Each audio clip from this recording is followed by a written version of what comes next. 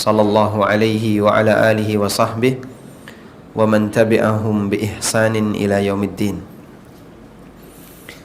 Alhamdulillah, puji syukur kita haturkan kehadirat Allah Subhanahu wa taala di kesempatan pagi hari ini di Masjid Al-Ihsan, Kota Gresik. Betul, Masjid Al-Ihsan ya. Kita dikumpulkan oleh Allah seusai melaksanakan sholat subuh, kemudian belajar bersama insyaallah sampai waktu syuruk.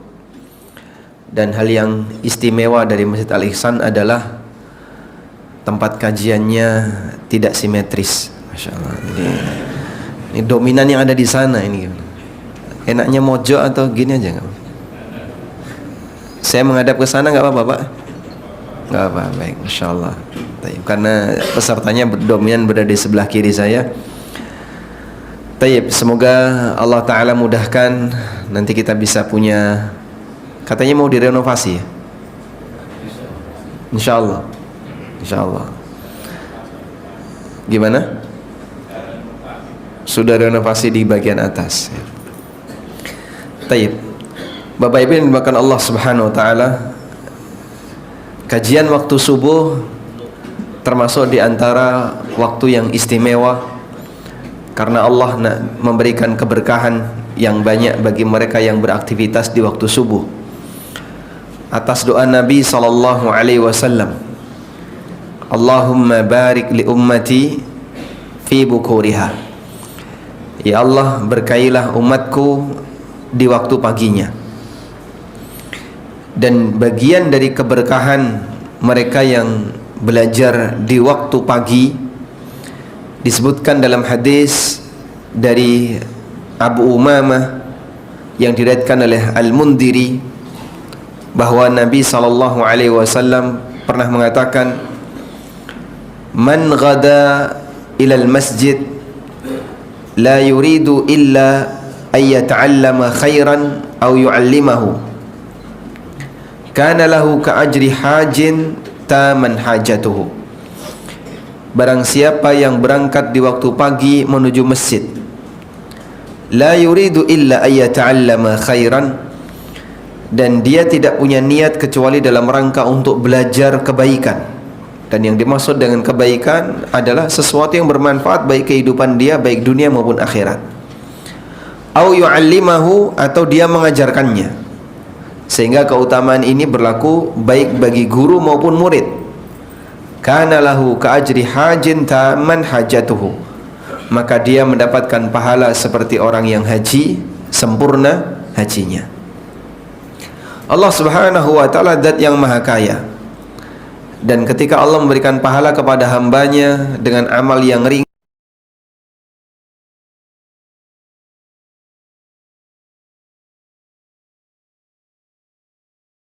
kepada sang hamba, sama sekali tidak mengurangi kekayaan Allah Subhanahu wa ta'ala. Selanjutnya, tema kajian kita di kesempatan kali ini berbicara tentang kehidupan pasca kematian.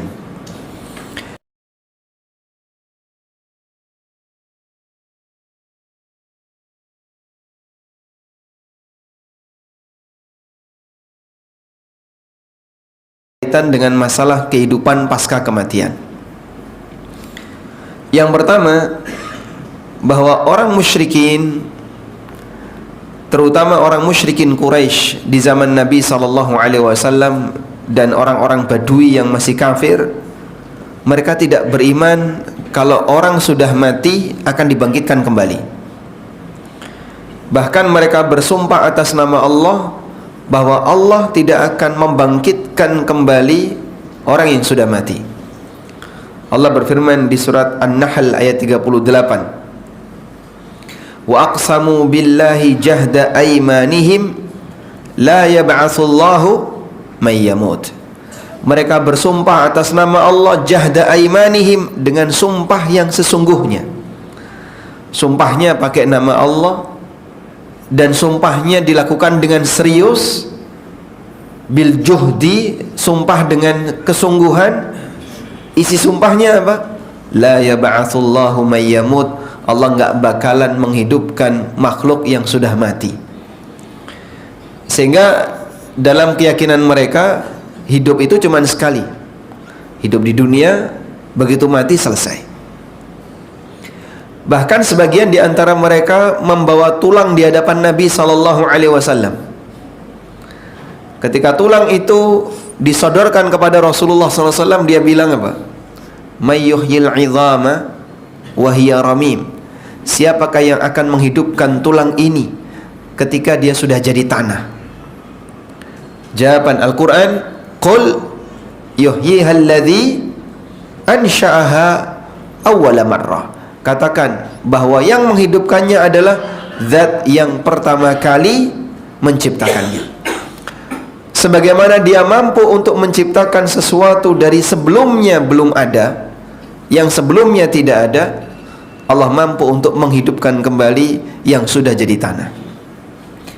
Karena dalam keyakinan orang musyrikin, mereka menganggap mustahil bagaimana mungkin manusia yang sudah jadi tanah, yang kemudian berserakan di mana-mana dan gak ada wujudnya, lalu kemudian dibangkitkan kembali oleh Allah.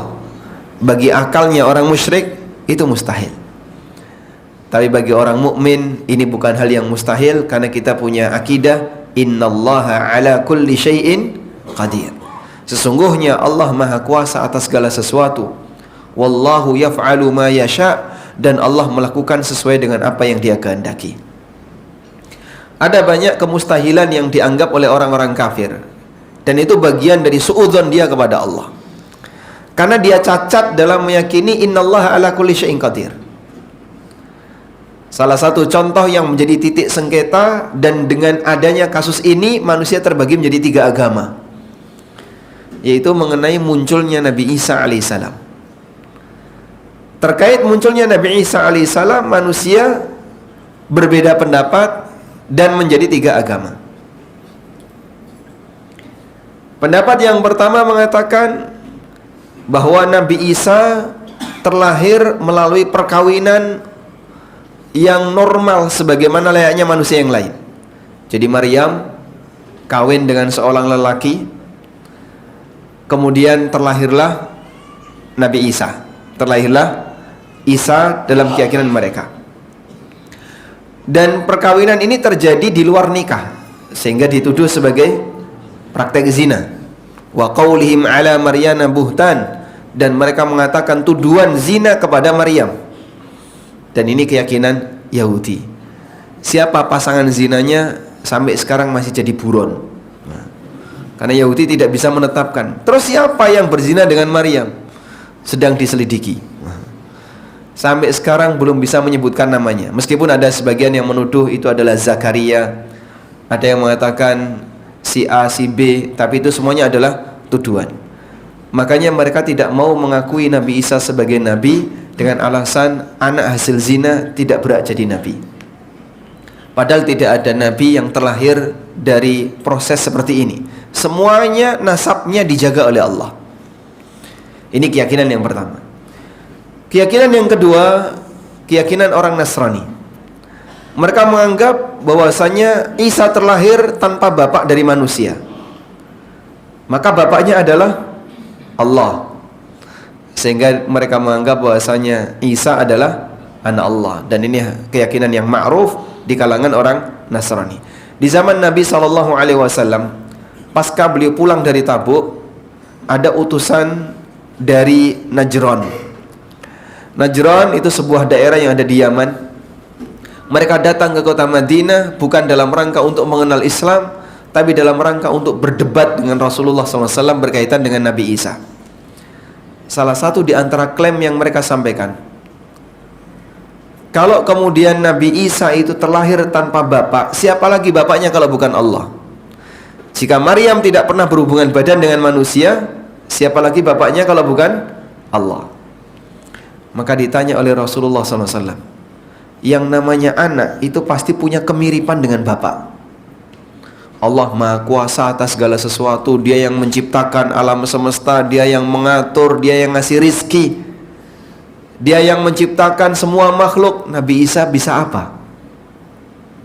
Apakah ada salah satu di antara sifat kuasa Allah ini yang ada pada Nabi Isa? Nggak ada. Beliau memang punya mukjizat, tapi itu dengan kuasa Allah. Sampai akhirnya mereka nggak punya jawaban, lalu ditantang mubahalah oleh Rasulullah sallallahu alaihi wasallam. Fa in hajjuka faqul ta'alu nad'u abna'ana wa abna'akum wa nisa'ana wa nisa'akum wa anfusana wa anfusakum thumma nabtahil wa naj'al la'natallahi 'alal kadhibin. Kalau mereka masih ngeyel, ajak mereka untuk mubahalah. Akhirnya mereka mundur. Karena siapapun yang bermubahalah dengan Nabi pasti kalah. Ini keyakinan Nasrani. Yang ketiga, keyakinan kaum muslimin bahwa Nabi Isa terlahir tanpa bapak, sehingga beliau muncul sebagai pelengkap, penyempurna ayat dan kuasa Allah terkait penciptaan manusia. Ada manusia yang diciptakan nggak punya bapak, nggak punya ibu. Siapa beliau? Nabi Adam. Ada yang punya bapak, nggak punya ibu. Siapa beliau? Siapa? Istrinya Adam. Tercipta dari apa? Tulang rusuknya Adam. Allah ambilkan salah satu organ Adam, kemudian terciptalah Hawa. Sehingga Hawa turunan Adam. Yang ketiga, manusia yang tercipta punya ibu, enggak punya bapak. Siapa beliau? Nabi Isa alaihissalam. Yang terakhir, yang keempat, punya ibu, punya bapak, kita semua, selain tiga yang pertama. Oleh karena itu ketika Allah Ta'ala membahas tentang Nabi Isa, Allah mengatakan inna mathal Isa kamathali Adam khalaqahu min turabin thumma qala lahu kun fayakun. Kalau kalian membahas masalah Isa, coba lihat Adam. Mereka bisa dengan mudah mempercayai Adam tercipta tanpa bapak, tanpa ibu. Kok kalian kesulitan untuk mempercayai ada manusia terlahir punya ibu, nggak punya bapak? Inna mathala Isa kamathali Adam khalaqahu min turabin thumma qala lahu kun fayakun. Perumpamaan Isa itu sebagaimana Adam, Allah ciptakan dari tanah, lalu Allah berfirman kun, jadilah Adam. Maka mereka gagal untuk meyakini kesempurnaan innallaha ala kulli syai'in qadir. Sehingga semua akidah yang menyimpang rata-rata meleset dari satu sisi ini. Innallaha ala kulli syai'in qadir. Banyak orang yang meragukan tentang beberapa tanda hari kiamat. Pak, apa mungkin ketika Dajjal itu muncul, tiba-tiba satu hari seperti setahun, hari yang kedua seperti berapa? Sebulan. Hari yang ketiga seperti sepekan. Hari sisanya sebagaimana hari-hari yang lain. Itu kalau dalam teori mereka kan kayak gini, Pak. Kita tinggal di sebuah planet atau di bumi dengan perjalanan siang malam 24 jam. Berlangsung dalam waktu yang lama seperti itu terus. Bumi berputar dalam waktu 24 jam, berotasi. Tiba-tiba ketika siang dalam waktu setahun, itu kan berarti kecepatannya direm mendadak gitu Pak ya. Begitu? Ya. Ibaratnya rotasinya ini direm mendadak. Apa yang bisa Anda bayangkan dari kecepatan satu putaran per hari menjadi satu putaran setahun? Apa enggak ambruk semua gedung itu Pak? Dalam bayangan mereka ya. Akhirnya dia nggak percaya. Nggak mungkin bisa terjadi matahari terbit sampai tenggelam waktunya setahun. Makanya dalam teka-teki fikih itu ada pertanyaan begini. Sebutkan hari di mana Idul Fitri dan Idul Adha terjadi dalam hari yang sama. Jawabannya ketika Dajjal muncul.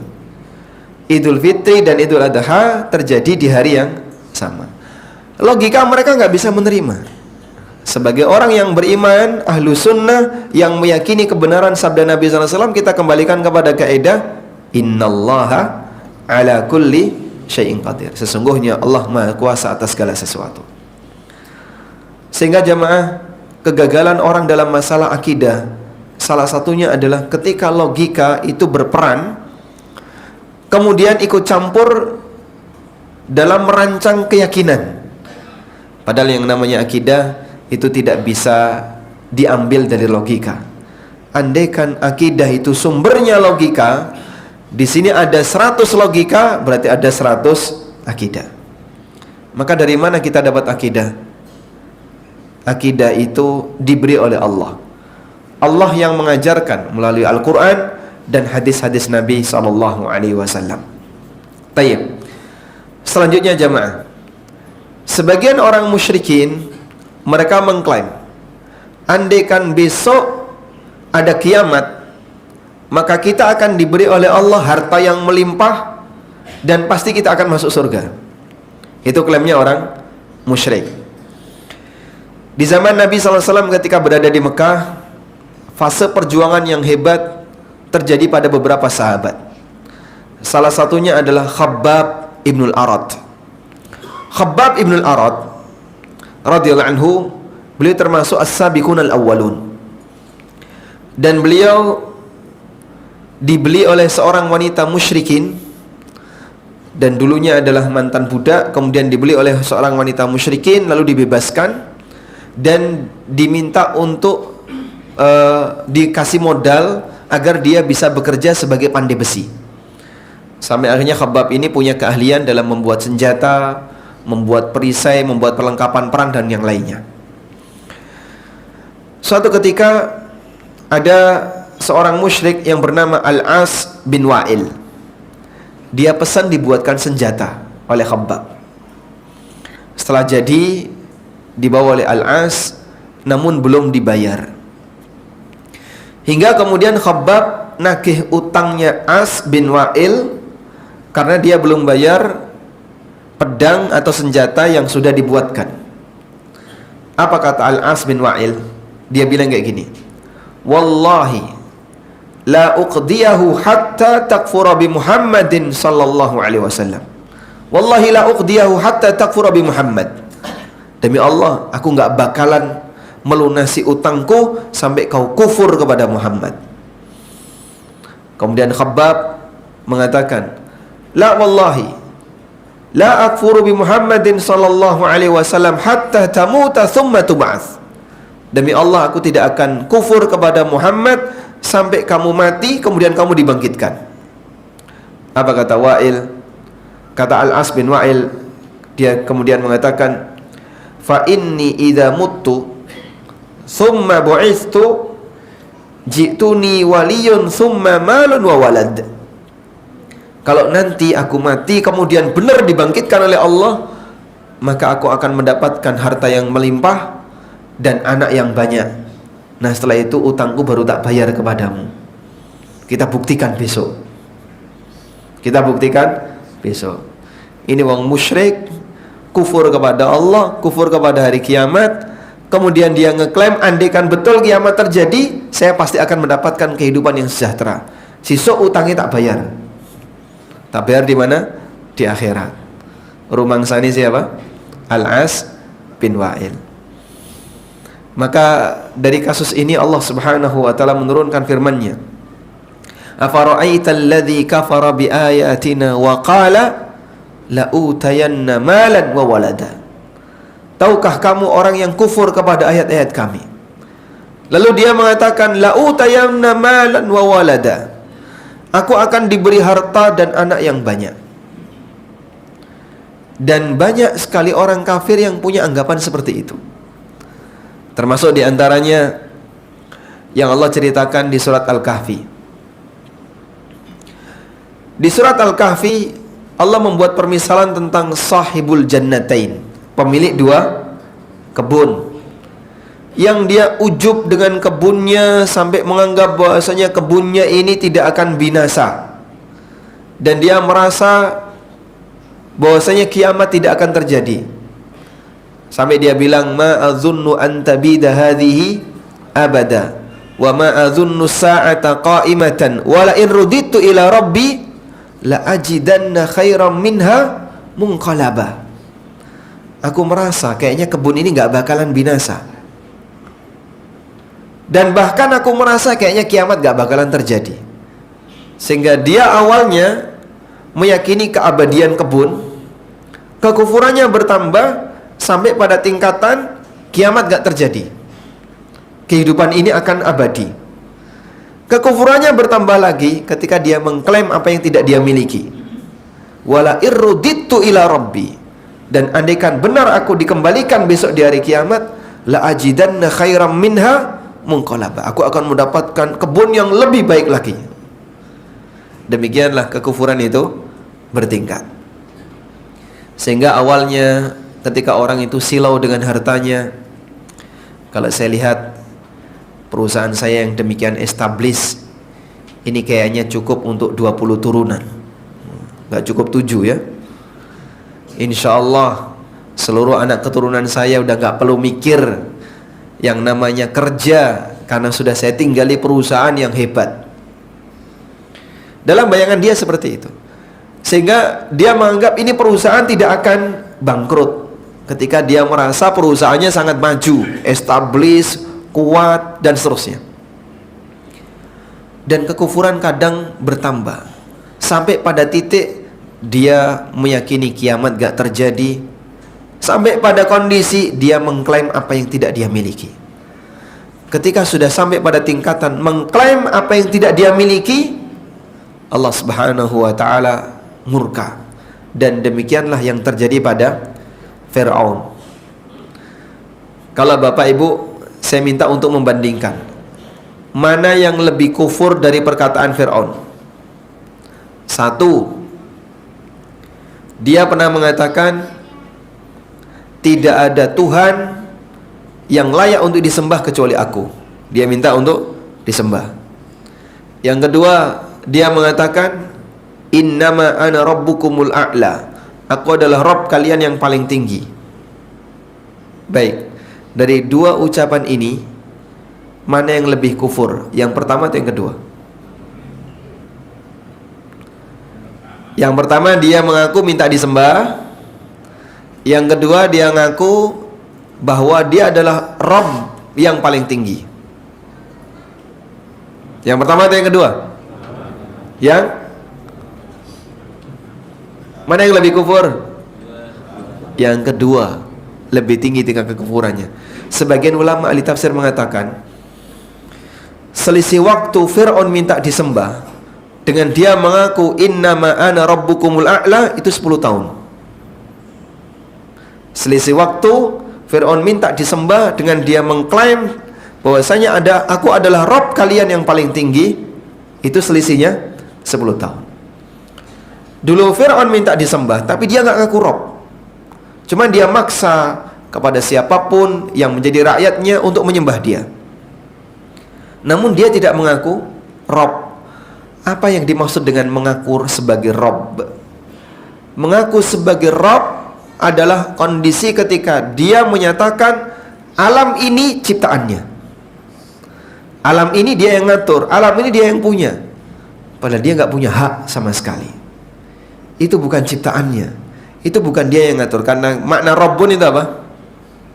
Pencipta, pengatur, dan pemilik. Rabbul Alamin berarti pencipta alam, yang ngatur alam, dan yang memiliki alam. Fir'aun sepeser pun nggak punya ini semuanya, tapi dia mengklaim dia punya itu. Maka dalam kondisi ketika dia mengklaim dia punya itu, ini puncak kekufurannya. Begitu dia mengatakan innama ana rabbukumul a'la, Allah Subhanahu wa ta'ala kemudian menenggelamkan dia dan memberikan hukuman kepada dia. Bahkan dia sendiri tidak bisa menyelamatkan dirinya, apalagi menyelamatkan orang lain. Dan subhanallah, yang istimewa begini jamaah, Fir'aun dulu menghukum Bani Israel dengan cara apa? Membunuh yang laki-laki, bayi yang laki-laki, kemudian membiarkan bayi perempuan hidup. Sehingga hukuman yang dilakukan oleh Fir'aun kepada Bani Israel, bentuk penjajahan yang dilakukan oleh Fir'aun kepada Bani Israel, generasi yang laki-lakinya dihabisi, yang perempuannya dibiarkan hidup. Wal jaza'u min jinsil amal, dan balasan sejenis dengan amal. Ketika Fir'aun mengejar Bani Israel yang dipimpin oleh Musa dan berhasil menyeberangi lautan, Fir'aun ngejar. Gobloknya Fir'aun itu seperti ini, Pak. Andai kan dia pulang, ketika Bani Israel berhasil menyeberangi lautan, kemudian dia pulang, dia masih bisa menikmati kerajaannya. Dia masih bisa menikmati kebun yang ada di Mesir. Dia masih bisa menikmati semua kenikmatan yang ada di Mesir. Tapi tamaknya Fir'aun untuk membantai Bani Israel tidak hilang. Diperbesar oleh Allah dalam situasi itu, sehingga nyebrang ini beresiko. Dan Fir'aun tidak sadar, disebabkan karena ketamakannya yang tinggi, maka dia nyebrang dan suruh seluruh pasukannya ikut nyebrang. Lelaki Mesir keluar semua, ikut ngejar Bani Israel. Begitu berada di tengah lautan ditenggelamkan oleh Allah, lelaki Mesir habis. Yang tinggal di Mesir, kerajaannya utuh, kemudian seluruh simpanannya utuh, dan yang tinggal hanya wanita dan orang lemah. Lalu setelah Bani Israel berhasil nyebrang, Allah Subhanahu wa ta'ala perintahkan kepada Musa, dan Musa mengutus Yusha bin Nun untuk memimpin pasukan kembali ke Mesir. Dari situlah mereka bisa mendapatkan emas, perhiasan, dan aneka simpanan kerajaan Fir'aun dalam jumlah yang banyak. Sahlan maisur, tanpa perlawanan. Pasukannya udah habis. Sebagaimana dulu dia menghabisi lelaki muslim, maka Allah kasih hukuman, lelakinya habis dalam waktu sekejap, tenggelam semuanya. Maka Allah katakan dalam Al-Quran, kam taraku min jannatin wa uyun, betapa mereka telah meninggalkan kebun-kebun dan mata air yang mereka miliki. Wa na'matin kanu fiha farihin, dan kenikmatan yang mereka banggakan. Dengan cara apa? Allah keluarkan dia dari kerajaannya, lalu ditenggelamkan, dan kerajaannya utuh. Allah tidak membinasakan Fir'aun dengan cara kerajaannya ditenggelamkan atau kerajaannya dirusak, tidak. Kerajaannya dibuat utuh. Simpanan hartanya, emas-emas dan berlian, semuanya dibuat utuh, tapi orangnya dikeluarkan dan dia binasa di luar. Lalu kerajaannya dikuasai oleh Bani Israel. Maka dari situlah pada waktu Samiri meminta Bani Israel untuk mengumpulkan emas-emasnya, kemudian oleh Samiri diapain? Dijadikan patung pedet, ya. Dari mana Bani Israel bisa punya emas sebanyak itu, yang bentuknya sampai jadi patung pedet berbahan emas? Dari hasil ngerampas emas yang dimiliki oleh orang Mesir. Demikian penjelasan salah satu versi dari ahli tafsir. Tayyib. Maka jamaah yang dimuliakan Allah, betapa orang musyrikin mereka terkadang mengklaim apa yang tidak dia miliki, dan dengan sebab itu Allah Subhanahu wa ta'ala murka besar. Karena mengklaim apa yang tidak dimiliki, tingkatan dosanya lebih besar dibandingkan ketika sebatas berbuat maksiat. Selanjutnya, penekanan yang diberikan oleh Nabi SAW ketika awal berdakwah, beliau lebih banyak menyadarkan manusia akan keberadaan hari akhir. Karena ketika manusia punya kesadaran terhadap hari akhir, mereka akan lebih mudah untuk diingatkan dalam melakukan aturan apapun setelahnya, sehingga nggak pakai nawar. Dalam pernyataan mereka hanya satu kata, sami'na wa ata'na. Baik, suku terakhir yang masuk Islam di Jazirah Arab itu suku apa? Suku besar, dan dia terakhir masuk Islam. Suku apa, Pak? Ada hadiahnya nggak?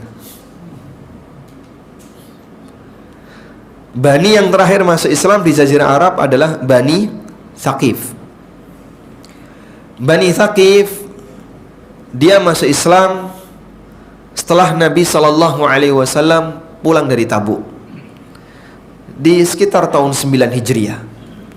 Di saat banyak suku yang sudah masuk Islam di tahun 9 Hijriah, maka disebut sebagai Amul Wufud, tahun di mana Nabi SAW banyak mendapatkan tamu pasca Fathu Mekah. Kemudian banyak sekali orang yang datang ke kota Madinah, yang Allah gambarkan dalam Al-Quran, wa ra'aitan nasa yadkhuluna fi dinillahi afwaja. engkau melihat manusia masuk ke dalam agama Allah afwajan, secara berbondong-bondong. Afwaj itu bentuk jamak dari kata fauj. Fauj artinya gelombang. Mereka masuk berbondong-bondong. Satu kampung masuk Islam, nanti datang lagi utusan dari suku yang lain menyatakan masuk Islam, berbondong-bondong. Yang terakhir Bani Thaqif. Bani Thaqif punya sejarah yang sangat hitam terhadap kaum muslimin, terutama Nabi Muhammad SAW, yang dulu pernah melempari Nabi SAW, melecehkan Rasulullah SAW ketika beliau berdakwah. Bani Thaqif itu tinggal di mana? Di Taif. Ketika beliau berdakwah di Taif. Taib. Sampai pada kondisi Bani Thaqif ini datang ke kota Madinah untuk menyatakan masuk Islam. Padahal mereka sebenarnya belum menerima Islam secara penuh. Maka mereka datang ke kota Madinah untuk masuk Islam pakai syarat. Ada 3 syarat yang diajukan. Bani Thaqif punya berhala Lata. 1. Yang kedua, mereka hobi minum khamar. Yang ketiga, praktek zina merajalela. Maka mereka datang kepada Nabi SAW, kami bersedia untuk masuk Islam dengan 3 syarat. 1, Lata jangan dibongkar. 2, biarkan khamar tetap kami minum, legalkan khamar sehingga jadi khamar yang syar'i. Yang ketiga, kami tidak bisa lepas dari zina. Bahkan dikatakan oleh salah satu utusannya, wala budda minhu, kami nggak bisa jauh dari praktek zina, sehingga tolong izinkan kami untuk tetap berzina, zina Islami, karena dapat legalitas dari Nabi SAW menurut pandangan Bani Thaqif. Yang ini membuktikan bahwasanya sebenarnya mereka tidak masuk Islam secara keseluruhan, pilih-pilih yang sesuai dengan hawa nafsu mereka, sesuai dengan keinginan mereka, mau mereka ikuti. Tapi semuanya ditolak oleh Nabi SAW. Sampai yang terakhir mereka minta, tolong berikan waktu tunda agar Lata jangan dibongkar selama 3 tahun ke depan. Nabi SAW nggak menerima. Baik kalau begitu 2 tahun. Tetap nggak menerima. Kalau begitu 1 tahun. Tetap nggak terima. Terakhir, ya Rasulullah, jika demikian jangan paksa kami untuk menghancurkan Lata. Baik, kalau begitu aku akan utus pasukanku untuk menghancurkan Lata. Maka yang menghancurkan Lata bukan Bani Thaqif, tapi pasukan kaum muslimin di Madinah. Tayyib. Nah, ini contoh ketika orang masuk Islam tapi masih punya latar belakang hawa nafsu yang dominan, bukan dalam rangka untuk mengejar ridha Allah di akhirat, akhirnya dia nggak bisa maksimal. Pendidikan tentang masalah hari akhir belum didapatkan oleh Bani Thaqif karena dia masuk Islam belakangan. Sementara pendidikan tentang tauhid banyak diberikan oleh kaum muslimin, terutama bagi mereka yang masuk Islam di awal, sehingga tingkat akidahnya lebih tinggi. Itulah yang disebut dengan ayat mufassal, yang disebut dengan surat Al-Mufassal. Aisyah radhiyallahu anha pernah mengatakan, inna awwala ma nuzila ilan nabi sallallahu alaihi wasallam al-mufassalat. Sesungguhnya surat yang awal-awal turun kepada Nabi sallallahu alaihi wasallam itu surat Al-Mufassal. Surat Al-Mufassal itu surat apa? Surat pendek. Ada yang panjang. Surat Al-Mufassal surat apa? Surat yang ayatnya pendek-pendek. Maka disebut Al-Mufassal karena ayatnya pendek-pendek. Dan itulah surat yang berada di bagian akhir dari Al-Quran. Dimulai dari surat apa? Dimulai dari surat Qaf sampai surat An-Naba, sampai surat An-Nas. Dan terbagi menjadi 3. Tiwal mufassal, wasat mufassal, qisar mufassal. Mufassal yang panjang, mufassal pertengahan, dan mufassal yang pendek. Nah, Yang pertama kali turun kepada Nabi SAW, kata Aisyah, Al-Mufassalat, surat-surat Al-Mufassal. Kata Aisyah, fiha zikrul jannati wan nar. Di surat Al-Mufassal itu Allah banyak menyinggung tentang surga dan neraka. Yang sering kita pelajari bahwa surat Makkiyah itu rata-rata lebih banyak membahas masalah apa? Akhirat, masalah akidah, masalah iman, masalah surga dan neraka, masalah akhirat. Itulah surat Makkiyah. Dan surat Al-Mufassal rata-rata surat Makkiyah, meskipun ada sebagian yang turun di Madinah. Taib. Lalu kata Aisyah, hatta idza saban nasu ilal Islam nazalal halal wal haram. Sampai ketika banyak manusia yang sudah masuk Islam, mau menerima Islam, barulah Allah turunkan halal haram. Sehingga aturan ayat yang berisi tentang masalah aturan halal haram belakangan. Lalu kata beliau, walau kana awwalu la tashrabul khamra. Andaikan yang pertama kali turun itu adalah ayat yang berisi jangan daul khamra abada, tentu mereka akan berkomentar, kita tidak akan tinggalkan khamr selamanya. Yang pertama kali turun adalah ayat yang berisi larangan jangan berbuat zina, tentu mereka akan berkomentar, la nada'u zina abada. Sehingga edukasi yang diberikan oleh Allah kepada umat manusia, tahapan awalnya penguatan keyakinan dengan diisi doktrin tentang adanya hari kiamat, kehidupan yang kedua. Silahkan kalian berbuat apapun, tapi ingat besok akan ada pertanggungjawaban di akhirat. Sehingga dengan cara seperti ini orang akan menjadi waspada. Urip ramong pisan, hidup tidak sekali, ada kehidupan yang kedua, isinya hisab tanpa amal. Nah, orang kalau sudah punya kesadaran semacam ini, maka akan lebih mudah bagi dia untuk melakukan ketaatan kepada Allah, karena dia butuh modal dan bekal ketika menghadap Allah. Dan dia akan lebih mudah untuk taat kepada aturan Allah, walaupun itu bertentangan dengan kepentingan pribadinya. Akan terasa berat. Ini dilarang kenapa? Riba sudah menjadi praktek sehari-hari mereka. Ini kenapa nggak boleh? Padahal minuman itu sudah menjadi minuman kebiasaan mereka. Mereka nggak bisa jauh dari praktek haram. Tapi ketika mereka sadar ini aturan Allah, sami'na wa ata'na.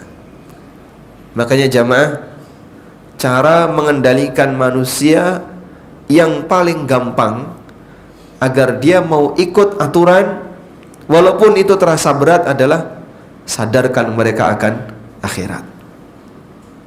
Sadarkan mereka akan akhirat. Mereka yang punya kesadaran hidup tidak sekali, akan ada kehidupan yang kedua. Bapak akan dihisap dan semua yang Bapak miliki nanti akan dipertanggungjawabkan di yaumil qiyamah. Bapak akan menghadap Allah dan seterusnya. Maka orang akan punya kesadaran bahwa saya harus berhati-hati. Ada satu kejadian ya. Saya diundang di sebuah instansi yang cukup basah, karena atapnya nggak ada, jadi kalau hujan tuh masuk semua. Kemudian salah satu dari panitia yang beliau sudah mengenal saya meminta tolong nanti ingatkan terkait masalah harta haram, terkait masalah riba, terkait masalah gadekan SK ya, dan seluruh turunannya ya. Yang itu adalah praktek yang sering terjadi di instansi itu, terutama yang namanya duit yang nggak karuan asalnya itu ya. Nggak ada rapat, tiba-tiba ada tanda tangan, diminta tanda tangan rapat, dapat amplop kan, padahal nggak ada rapat. Tidak ada perjalanan dinas, tiba-tiba ada laporan perjalanan dinas, yang penting ada amplopnya. Yang seperti ini, ceperan-ceperan kayak gini banyak sekali. Akhirnya saya cuma menyampaikan penegasan tentang masalah bahwa siapapun yang punya harta pasti akan dihisab. Saya sebutkan hadis Nabi SAW yang diriwayatkan oleh Tirmidzi. La tazulu qadam 'abdin yaumal qiyamah hatta yus'al. Kaki seorang hamba enggak bakalan geser besok di hari kiamat sampai dia ditanya oleh Allah. Salah satunya adalah wa an malihi min aina iktasaba wa fima anfaqa. Dia akan ditanya oleh Allah terhadap hartanya, dari mana dia dapat harta itu dan untuk apa dia belanjakan. Dan orang ketika punya harta haram lalu dipakai beramal nggak diterima.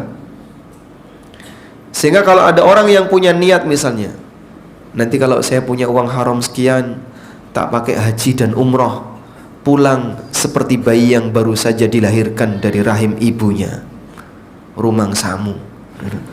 Kok bisa itu? Harta haram dipakai ibadah gimana? Harta haram dipakai ibadah. Dalam hadis dari Abu Sa'id Al-Khudri, ketika orang itu datang berhaji lalu dia mengucapkan labbaik Allahumma labbaik, dibalas oleh Allah, la labbaik wa la sa'daik, gak ada labbaik labbaik. Maluka malul haram, harta yang kau pakai adalah harta haram. Sampai saat dia menyatakan labbaik Allahumma labbaik, aku sambut panggilanmu ya Allah, aku sambut panggilanmu, gak ada labbaik labbaik. Bagi mereka yang berangkat untuk ibadah dengan harta haram. Tapi dalam bayangan mereka, nanti kalau dipakai umroh, dipakai haji, pulang sudah bersih dari dosa, seperti bayi yang baru saja dilahirkan dari perut ibunya. Apalagi dipakai untuk sedekah, bagaimana mungkin bisa diterima? Innallaha la yaqbalu salatan bighairi tuhur wala sadaqatan min ghulul. Allah tidak menerima salat tanpa bersuci, dan Allah tidak menerima sedekah dari hasil harta ghulul, harta khianat. Saya menyampaikan itu, nampaknya ada perubahan roman muka, Pak. Kok wajahnya agak berubah ya, Mas? Nah, kemudian MC-nya mentahkan. Ya, cara mentahkannya kayak gini. Baik Bapak Ibu, kita sebagai muslim yang penting adalah banyak ibadah. Tahajud insya Allah melbu swarga. Mentah semua itu yang di depan. Karena dalam keyakinan mereka, harta haram itu tidak menjadi bahan. Dia tidak punya kesadaran kalau nanti akan berhadapan dengan hisab, dan sampai yang detail-detail semuanya ditambahkan. Padahal ketika dia mengambil sesuatu yang haram, dia punya kewajiban untuk mengembalikannya. Sementara di akhirat tidak ada yang bisa dipakai untuk mengembalikan kecuali apa? Amal. Maka walaupun dia punya banyak pahala, bisa jadi dia bangkrut gara-gara datang dengan pahala sholat, datang dengan pahala zakat, pahala sedekah, dengan pahala baca Quran, dengan pahala yang lainnya. Wa qad zalama hadza wa akhadha mala hadza wa safaqa dama hadza wa syatama hadza wa daraba hadza. Tapi dulu di hari kiamat dia pernah mendolimi si A, memukul si B, mengambil hartanya si C, mencaci maki si D, bahkan membunuh si E. Fa akhadha hadza min hasanatihi wa hadza min hasanatihi. Semuanya berebut pahala orang ini. Fa in faniyat walam yuqda ma alaih, begitu pahalanya habis sementara kewajibannya belum tertunaikan semuanya, ukhidat min sayyiatihim thumma turiha ilaihi thumma turiha finnar. Dosa-dosa mereka akan diambil lalu dilemparkan ke orang ini, kemudian dia dilemparkan ke neraka. Sehingga jangan merasa aman ketika hidup di dunia. Tidak ada undang-undang yang bisa menyentuh, nggak ada hukum yang bisa memperkarakan dia. Karena hidup tidak sekali, akan ada kehidupan yang kedua, yang isinya apa? Hisab, dan tidak ada amal. Baik. Selanjutnya di bagian akhir jamaah, kita sangat butuh yang namanya bekal yang panjang, karena perjalanan kita panjang. sementara kita tahu bahwasanya umur kita sangat terbatas. Nabi SAW mengingatkan, a'maru ummati ma baina sittin ila sab'in. Usia umatku antara 60 sampai 70-an tahun. Kalau kemudian dengan amal yang demikian terbatas dan kualitasnya juga wallahu a'lam, ikhlasnya wallahu a'lam, apakah sesuai dengan sunnah kita juga belum yakin, wallahu a'lam, masih banyak kekurangan yang lain. Maka kita butuh booster amal yang lain. Bahkan kalau bisa amal yang umurnya lebih panjang daripada usia kita. Karena dengan itu, begitu kita sudah meninggal tapi amal ini tetap menghasilkan pahala, insya Allah pahalanya murni. Maksud saya begini, kalau kita yang masih hidup ini beramal, ada nggak potensi untuk riya? Ada? Ada. Saat kita masih hidup, kita beramal, ada potensi riya. Belum lagi tambah maksiat, yang maksiat ini bisa menghapus sebagian pahala. Belum lagi kadang ada potensi sum'ah, kita pamer, dan aneka potensi yang lain yang bisa merusak pahala amal kita. Tapi kalau kita sudah mati, sementara amal ini diabadikan oleh Allah, pahalanya terus mengalir, orang mati bisa riya? Mau pamer sama siapa?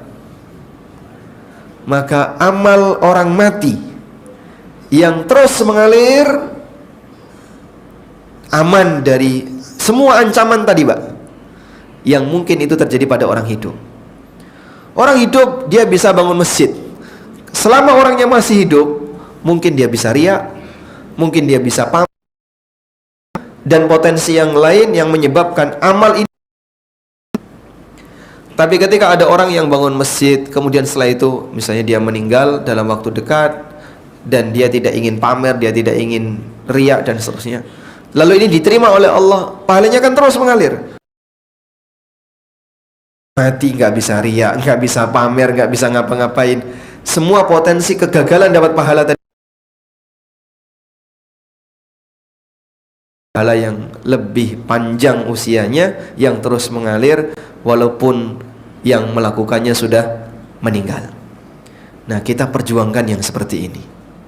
Umur yang kedua, umur di mana kita bisa mendapatkan pahala yang terus mengalir, sementara kita sudah pensiun, sudah tidak lagi beramal, namun karya yang kita buat ketika di dunia, pahalanya terus mengalir karena masanya lebih panjang daripada masa kita. Ada beberapa peluang yang bisa kita lihat, Pak. Pertama, peluang dari sisi ilmu. Pak, kalau ilmu kayaknya kita nggak punya, Pak. Baik, bisa nggak Anda menyebarkan buku yang bermanfaat, lalu kemudian buku itu dibaca oleh masyarakat? Mungkin. Baik, Anda bisa beli misalnya buku apa yang kira-kira bisa mengubah dan membuat masyarakat hijrah. Saya ingin beli buku ini, tak kasihkan si A, tak kasihkan si B, tak kasihkan si C. Semoga nanti dia, dengan buku ini dia tobat. Tak taruh masjid, semoga dibaca oleh masyarakat. Lalu mereka dapat ilmu yang bermanfaat. Mungkin Anda sebarkan ilmu dengan cara apa? Pengadaan buku yang bermanfaat. Ada salah satu jamaah yang dia itu seneng ngasih hadiah buku ke para dai. Ustadz, buku yang belum punya apa? Ini. Baik, belikan ya. Ya, cuman wallahu alam dibaca atau tidak. Tapi bagi mereka yang senang belajar, insya Allah buku itu ya konsumsi tiap hari. Yang kedua, sedekah jariyah. Apa yang dimaksud dengan sedekah jariyah? Jariyah itu artinya yang terus mengalir. Sedekah yang pahalanya terus mengalir. Keterangan An-Nawawi dan Ar-Rafi'i, yang dimaksud dengan sedekah jariyah adalah wakaf. Sedekah jariyah adalah wakaf. Kenapa wakaf disebut sebagai sedekah jariah? Karena dia bertahan, dan selama itu dimanfaatkan, maka orang yang wakaf akan terus mendapatkan pahalanya. Oleh karena itu, di antara syarat wakaf, satu, objek yang diwakafkan harus punya manfaat. Kalau dia objek yang tidak bermanfaat, nggak bisa diwakafkan. Pak, saya mau wakaf akik di masjid. Ditaruh mana? Hah? Imamnya butuh akik nggak? Sebelum ngimami dipakai, terus ngimami, biar nanti sholatnya lebih beraura. Ada sekarang sudah hilang. Nilai manfaatnya untuk apa? Nah, ketika tidak ada manfaat, nggak bisa diwakafkan. Yang kedua, benda itu manfaatnya mubah. Manfaatnya mubah. Jika manfaatnya manfaat yang haram, nggak bisa diwakafkan. Sebutkan contoh benda yang tidak punya manfaat yang mubah. Contoh benda yang tidak punya manfaat mubah. Ya, alat musik, apalagi berhala. Kalau misalnya ada orang mau wakaf berhala di Masjid Al-Ihsan, ditaruh mana kira-kira? Pak, saya mau wakaf patung Gupolo. Tahu patung Gupolo, Pak? Patung buto nih kalau Pak, gue pentung kalau lungguh nih Pak. Terus ada cakilnya ini, biasanya ditaruh di pintu masuk di depan, dua patung Gupolo. Hati-hati, gue nek macam-macam ning dipentung. Iki nek urip yang medeni. Orang wakaf seperti ini di masjid bisa nggak? Hah? Nggak bisa. Cocok nggak masjid dikasih seperti ini, Pak? Nggak cocok. Sehingga benda yang tidak punya manfaat mubah itu nggak bisa diwakafkan. Orang misalnya, Pak, saya mau wakaf drum di masjid. Drum di sini ditaruh mana kira-kira? Coba carikan tempat yang cocok untuk drum. Wakaf gitar itu taruh mana? Andai kan saya ngisi terus di samping saya ada gitar gitu, pantas nggak? Nggak pantas. Demikianlah karakter benda yang tidak punya manfaat mubah, dia tidak bisa diwakafkan di masjid. Yang ketiga, syarat ketiga, benda itu punya ketahanan. Sehingga benda yang tidak bisa bertahan nggak bisa diwakafin. Contoh nasi, ya. Nasi tidak bisa diwakafkan. Pak, saya mau wakaf nasi segoboran, itu nggak bisa diwakafin karena dibiarkan saja gimana? Basi. Nggak cuman basi, Pak, sejam udah habis. Wakaf listrik nggak bisa, wakaf air nggak bisa. Tapi kalau sumber air bisa, karena dia bertahan. Kalau misalnya sumber listrik Anda wakaf genset bisa, tapi kalau wakaf listriknya nggak bisa. Tayyib. Dia harus punya ketahanan. Yang keempat, objek wakaf itu sudah keluar dari kepemilikan. Maka kalau ada orang yang wakaf tapi saya digandoli, Pak, saya mau wakaf tanah, tapi nanti kalau saya mati ini jadi warisan anak saya, ya. Ini ya dudu wakaf nih kok yang ini. Ini bukan wakaf. Yang namanya wakaf berarti sudah dikeluarkan dari kepemilikan, sehingga ketika dia wakaf bukan lagi miliknya. Sebab objek wakaf itu dia tidak lagi menjadi miliknya, maka tidak bisa diwariskan, tidak bisa dihibahkan, tidak bisa dijual, apalagi artinya intinya tidak bisa dijadikan sebagai milik pribadi. Itu kunci wakaf. Karena itu ketika Umar bin Khattab radhiyallahu anhu wakaf, beliau wakaf sebuah kebun di daerah Khaybar. Lalu diberi aturan, fala yuba wala yuras wala yuhab, tidak bisa dijual, tidak bisa diwariskan, dan tidak bisa dihibahkan. Sehingga objek wakaf dihibahkan itu tidak bisa. Karena kalau dihibahkan jadi kepemilikan pribadi, maka wakaf itu jadi milik bersama. Wallahu a'lam. Demikian yang bisa kita sampaikan. Semoga bermanfaat. Di sini peringatan syuruk jam 5.34. Sekarang jam 5.50. Kurang 5 menit ya. Kalau mau sholat. Baik, di sesi terakhir mungkin kita berikan kesempatan bagi jamaah yang mau memberikan saran dan masukan. Silakan.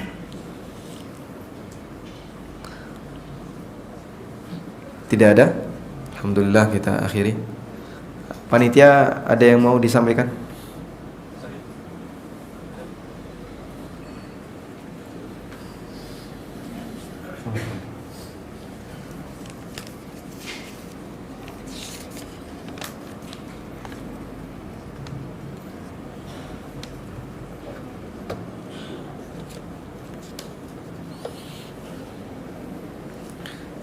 Assalamualaikum warahmatullahi wabarakatuh. Waalaikumsalam warahmatullahi wabarakatuh. Mertua saya bekerja sebagai petani tembakau. Hampir semua ulama sepakat bahwa rokok adalah haram. Nah, berarti ganti mertua kayak gini. Bukan ya, itu bukan saran ya. Tayyib.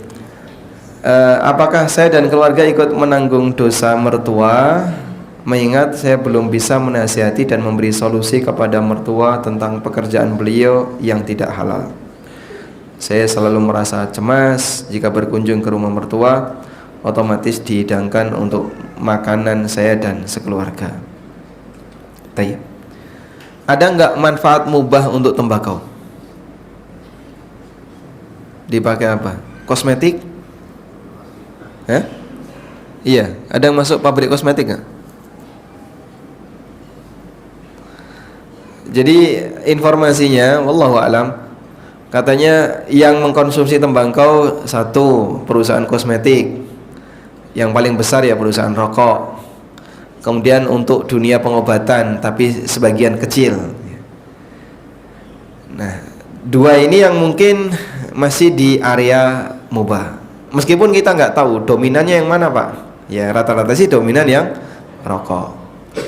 Andaikan bisa dikasih alternatif untuk bertani di bidang yang lain, alhamdulillah insyaallah jauh lebih baik. Maka mungkin ya jika Anda bisa ngasih solusi dengan dibuatkan lapangan pekerjaan untuk mertua ya. Bapak daripada nanam tembakau, tak kasih tanah, Bapak nanam kopi saja misalnya. Atau Bapak nanam duren misalnya. Suwe ya nanam duren ya. Nanam padi. Yang kemudian beliau menerima, alhamdulillah kalau bisa ya. Nah, karena kita tahu rokok ini sudah pernah difatwakan oleh MUI sebagai sesuatu yang dilarang ya. Meskipun kita mengakui ada beberapa tokoh di Indonesia yang menganggap bahwa rokok tidak sampai pada tingkatan haram tapi makruh. Nah, yang turun dari hukum makruh saya belum dengar selain pecandu rokok ya. Jadi kalau sampai ada kajian ilmiah secara agama, pertimbangan yang turun dari hukum makruh misalnya, oh rokok itu sunnah, itu tidak ada ya. Mubah saja kayaknya belum ada. Kalau makruh itu banyak, nggak sampai haram tapi makruh, nah itu banyak. Nah, kalaupun makruh, seharusnya apa makruh itu? Dihindari, bukan dijadikan kebiasaan. Sehari nggak bisa lepas dari satu bungkus. Satu bungkus isinya berapa? Satu bungkus isinya berapa? Yang punya pengalaman coba. Rata-rata 12 ya. 12. Itu lebih banyak daripada makan. Makan itu 3 kali sehari. Dia bisa 12 kali sehari. Kayak gini kok disebut makruh. Seharusnya makruh itu ditinggalkan. Dan edukasi seperti ini selalu kita berikan. Dan Bapak Ibu bisa lihat ya, tidak ada negara yang punya aturan yang ketat, negara-negara yang maju ya, yang kemudian melegalkan rokok secara bebas. Rata-rata negara maju yang dibatasi itu apa? Perokok. Ketika beli harganya dibuat mahal, cukainya besar, dan ketika mengkonsumsi tempatnya terbatas. Kamu hanya boleh ngerokok di tempat ini, ada ruang khusus. Rata-rata dikasih apa? Tempat khusus, tertutup gitu ya, sehingga yang ngerokok nggak bisa bebas sambil nyantai. Itu pun mungkin nggak ada tempat duduk di situ, berdiri ngerokok jedul-jedul lah, habis keluar dia. Nah, kecuali di Indonesia. Sehingga di Indonesia belakangan yang kemudian ada beberapa perda yang melarang rokok di tempat-tempat umum, masjid, rumah sakit, sekolah, terus apa lagi, tempat-tempat umum ya, ada perdanya. Itu belakangan, dulu kayaknya bebas ya, sekarang mulai diperketat. Nah, di tanah suci baik Mekah maupun Madinah, Haram Makki atau Nabawi, sudah ada peraturan.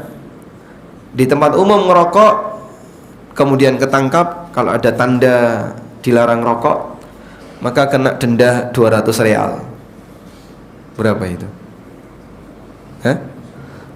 200 real, 800 ribu denda ngerokok, lebih mahal daripada rokoknya. Dan kita kasih peringatan kepada jamaah, hati-hati Anda ada di tanah suci, hormati tanah suci, jangan ngerokok di tempat seperti ini. Wallahu a'lam.